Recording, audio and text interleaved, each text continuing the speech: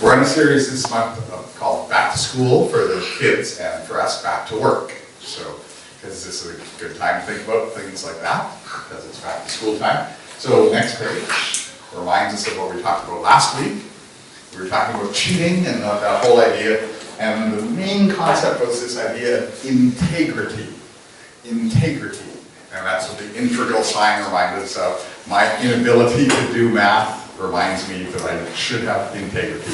And it's what we need to work at, where we're one. We're all, as an individual, we're one. There's not our Sunday side where we're nice and good and happy, and also our Monday, Tuesday, Wednesday. It's supposed to be just one person. We're not supposed to have multiple sides to our personality. One that people can see, and one that we do things where we don't think anyone will see. So put it all together, integrity is the reason to avoid cheating. And we gave an example of a guy who had zero integrity. Can you read his writing here? Pete Rose bet on his own team repeatedly, and that's just not acceptable for a professional sports guy. But then he did this lovely, I'm sorry I bet on baseball. Baseball. You can get it, he had signed it. Probably he had someone else sign it because it was not integrity. And what surprised or what showed that he had zero integrity is you could buy that baseball for $350. It's just a guy with not much integrity, and it's just the sad reality of who he was. D.L. Moody, Dwight Moody, described integrity with this beautiful little way to remember it. Character is what you are in the dark. When no one can see you, the way you behave then, that's what your character is. Whatever you look like to everyone else, where everyone can see you out and open in public, that is not your character. That's your performance. Your real character is who you are when no one can see you. And that's why cheating and all that kind of stuff, it's stuff you do when you think at least that no one can see you. But character, your integrity, depends on what you can do when no one can see you. So I love this verse that's in Leviticus 19, right, which is the second telling of the Ten Commandments. And you probably don't remember this from the Ten Commandments, because the original Ten Commandments, we can remember them. Those are all those big, big ideas. You know, worship God alone, don't kill people, that kind of thing. But the second time God gives the Ten Commandments, he mixes those big ideas in with ideas like this. You must not curse anyone who's deaf. You must not do anything to make a blind person fall. Those things are things you can do, and you can get away with it. You can say whatever you want to a deaf person who's walking away from you. They can't hear you, right? You can trip a blind person, and they don't know who did it because they can't see you. As long as you don't announce your name to them, you can get away with that stuff. But that's the behavior, it's behavior that is in the dark. And if you do that kind of stuff, that's who you really are. You really are a person who trips blind people. You're a person who trips people if you're a person who trips blind people. If you say bad things about people who can't hear you, you're a person who says bad things about them. That's what defines who you are, right? So gossip, if you gossip, that's who you really are. You're not a person who's normally good and says nice things to people. You're a person who, as soon as you can get away with it, gossips about them. That describes your character, your personality. That's why we need to strive for integrity. So that the way we behave in front of people is the way we behave when we're not in front of people. My understanding of this, I like to think of myself as very shallow. You know, deep, people who are really deep and have lots of...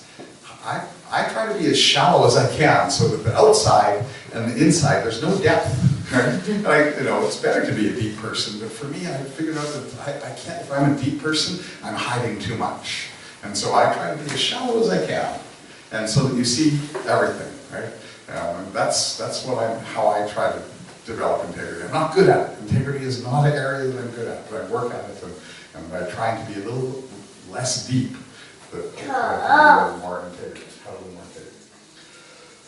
We're working today on talking about managing time. We'll mention a little about wasting time because they're the same area. We're trying to think of what to do with our time. But talk about what to do with our time, let's talk about these guys.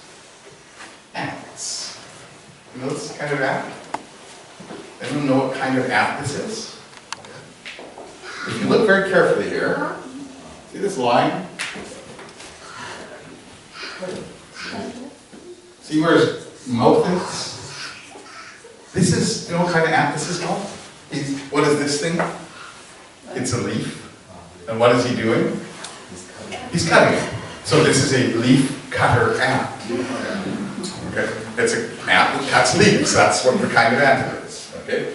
And there are a lot of leaf cutter ants. And leaf cutter ants do exactly that. They cut leaves. Once they cut the leaf, they're not just doing this for the fun of it. They do it for a purpose. So after they cut the leaf, there he is, a different guy. He has cut a big long strip of grass, cut it off there, and now he's carrying it home. And he carries it home.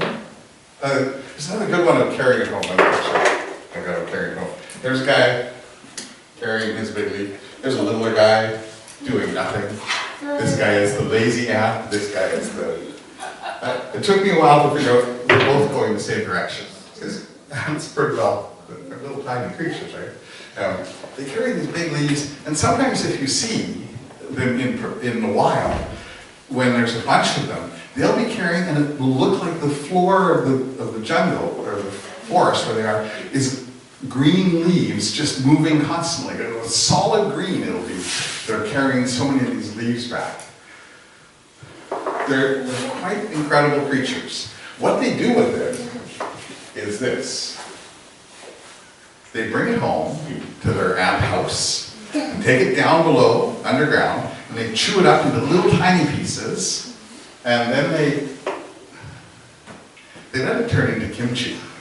That's what this is. This is fermented leaves. And that's what kimchi is, right? It's fermented leaves. They don't put gochujang on it, or gochugaru on it. So it's like it's quite close to baked kimchi. So, right?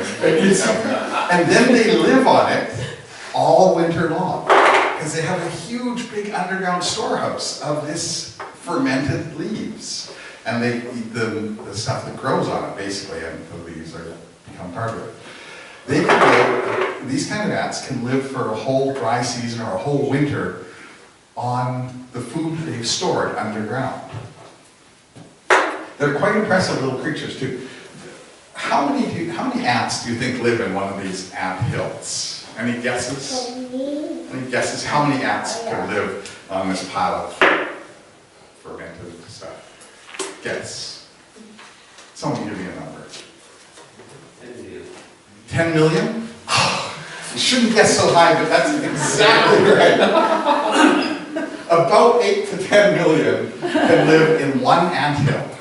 That's a lot of ants taking, that's the city of Seoul, as if we all went out and gathered our food and then put it down in a basement, and then we didn't go shopping all winter. We just went down and ate our fermented leaves all winter. I guess it kind of is the city of Seoul. These people are well prepared, these creatures are well prepared for the difficult times. And they do that, and they're prepared like that, because they work like ants. Now, in English we often say they work like dogs. But most dogs don't really work like that, right? Most dogs sit around and, don't do very much at all. But ants have to work like ants. This is what the Bible says.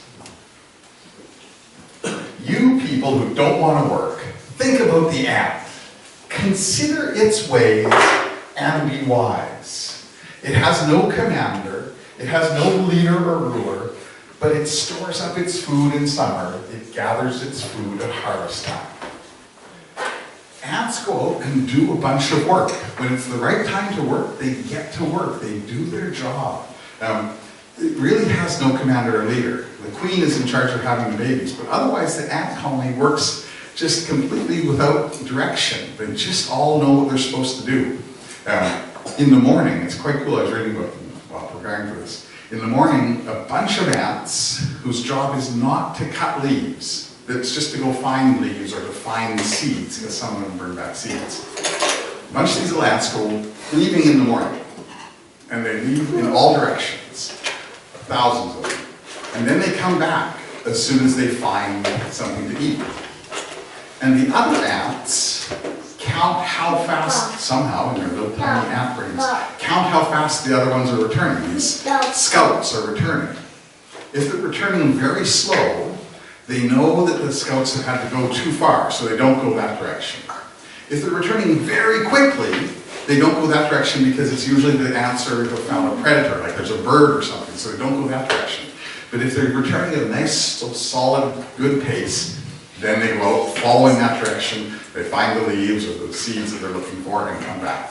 It's astounding that these little creatures, they're so tiny, have this system that God has built into their hardwired little brains. Consider the ant. Copy its work. Get busy and get to work. That's what this is really saying. Next one. I'm glad we don't have to be like these ants. This is another kind of ant entirely. You know these ants? There's something called honeydew ants. Right? Here's the ant. Right? And then here's a big bottle of water or juice or something that they keep it. Apparently it tastes quite sweet. Oh, but do you see what it is? It's just another ant. And some of the ants go into the room and they grab hold of the roof, and the other little ants come and feed it food until its back section just pops out like a big giant balloon full of delicious food that has hardly been digested. Then these ants in the wintertime, when they want to eat, instead of going to their room of plants that they brought in, they go up to these guys, and the little kid I did, I stroked them on the head. I won't do it to you though. They stroke them on the head, and then they regurgitate. And that stuff comes out of them, and the other ants eat it. You don't have to be like those kind of ants. You can just be like the other kind that just bring their food in for the winter, right? But that's the kind of things that I could study nature for a long time just to be impressed with how well God has designed it. Anyways, be like the ants. Oh, by contrast, this is what we do with our lives. You guys know Minecraft? It's a game that kids play or people play. And this is a guy who played Minecraft by building a tower all the way to the roof of the world. And then he fiddled around until he got this continuously going explosion of cats. These cats will keep, once he gets there, and he's just watching cats explode off the roof and fall down the ground and teleport back up. Some guy spent all the hours that are necessary to figure out this thing out of this game. The people who created the game had no idea it could happen, right? They set up some rules and then he just kept playing and playing and playing and playing. It's cool to watch those cats pop off the top of that tower forever and ever. But the way you get good at these things is the exact opposite of ants. Well, it's the exact same as ants, but it's about a complete waste of time. This is developing a skill in Minecraft that is not real. It's how to make an imaginary virtual world do imaginary things. Oh, finally, it's not talking very. This is people, the pinnacle of wasting time to me. I'm like, oh, go ahead. That too, so we don't see that. Get it back one more so we don't have to watch that whole time. The pinnacle of wasting time. We find ways to waste time. We're so opposite of ants to get busy and do something valuable and worthwhile. And if we want to be wise, we need to be like the ants. We need to be busy doing something productive, worthwhile, something that has results that are good for the long term. That's what the Bible tells us, right? And it doesn't mean only a specific set of things, but things like this can easily waste our time. They can take away the time that we have, the little amount of time we have, and make us spend way too much of our time doing something that. Let's think. Let's think of ways that we can waste our time. How do you? No, not you. You would never waste your time. But how do people around you waste their time? What are some ways